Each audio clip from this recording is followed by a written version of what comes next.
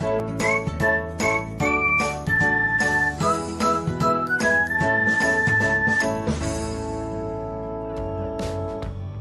everyone, welcome back to another episode of Technologyglance.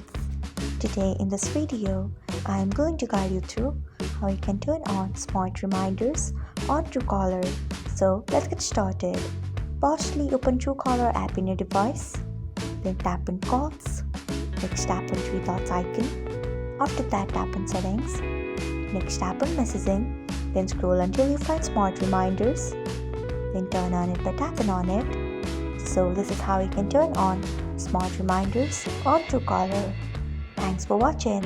If you found this guide helpful, we would love it if you hit the thumbs up button below.